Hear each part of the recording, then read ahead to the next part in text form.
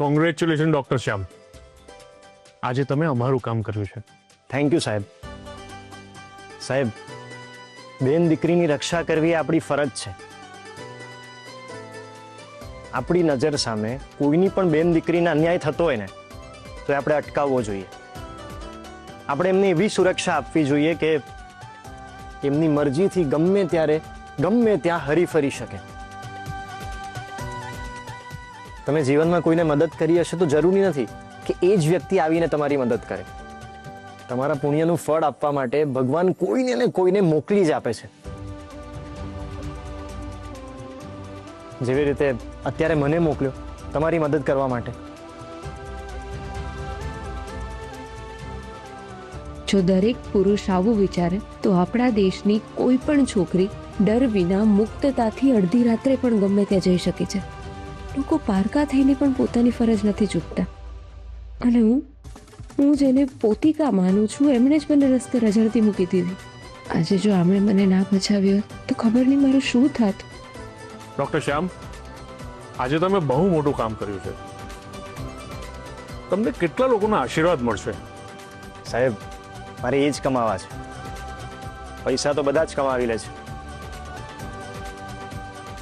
આમના વિચારો એકદમ મારી જેવા જ છે.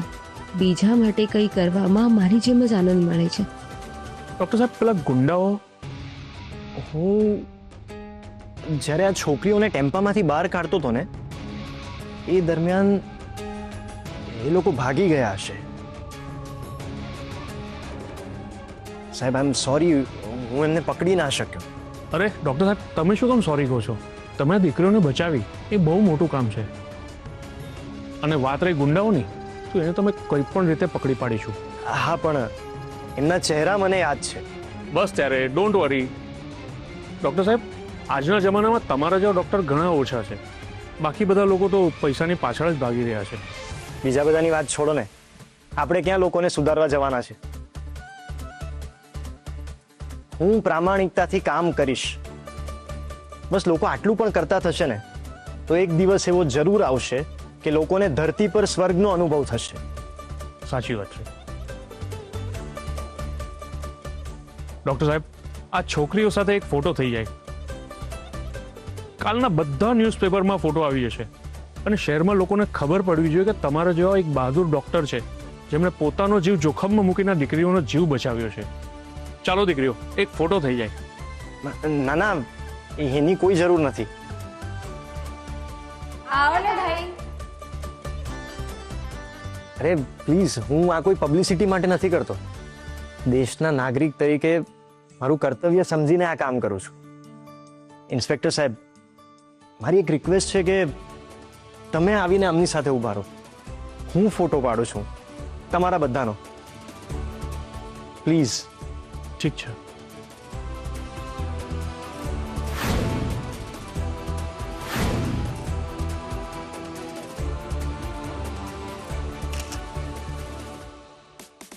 Thank you. અને હવે બધા પોતપોતાના ઘરવાળાનો નંબર આપો જેથી અમે તેમને બોલાવીને તમને સોંપી શકીએ.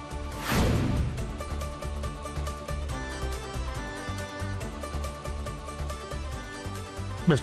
હા.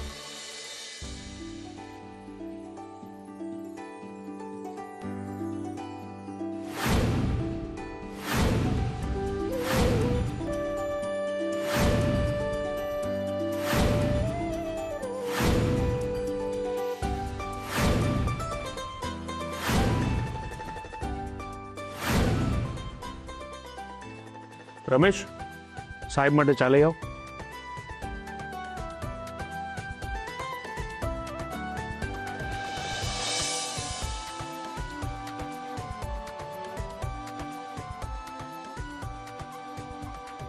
આ બધાના ઘરે ફોન કરી દીધો છે, એટલે જેમ જેમ બધા આવશે અમારી ફોર્માલિટી પૂરી કરીને એમને મોકલી આપશું.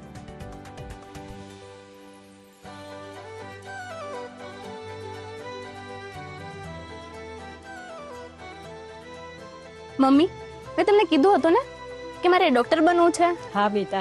મારે ડોક્ટર જ નહીં પણ મારે આમના જેવું ડોક્ટર બનવું છે. અરે આ શું કરે છે? બેને ભાઈને પગે ના લાગવાનું હોય. મને આશીર્વાદ આપો કે હું તમારા જેવી ડોક્ટર બનું. હું તને આશીર્વાદ આપવા વાળો કોણ? ઉપર બેઠો છે ને, એના આશીર્વાદ હંમેશા તારી સાથે છે જ. અને સાંભળ, તું મારા કરતા પણ વધારે સારી ડોક્ટર બનીશ.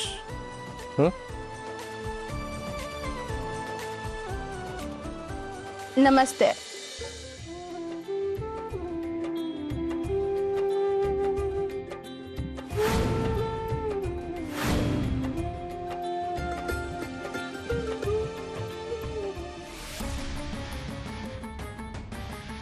આ લોકો મારા ઘરવાળા વિશે પૂછે એ પહેલા મારે અહીંથી નીકળી જવું પડશે.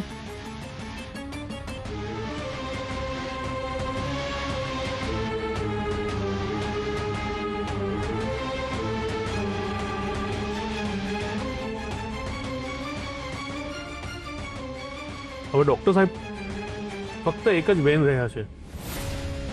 અરે અરે ક્યાં ગયા પેલા બેન સાડીવાલા? તમે બેસો, હું જોઉં છું. એ બહાર જ ગયા હશે.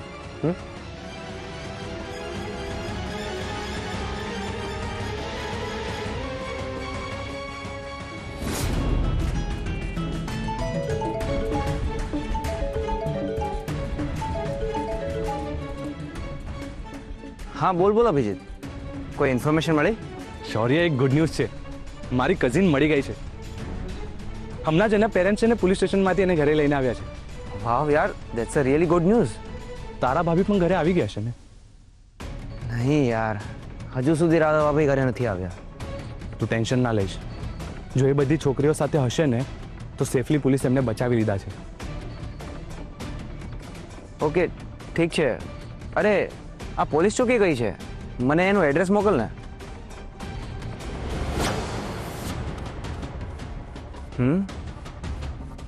Okay okay, thanks Abhijit.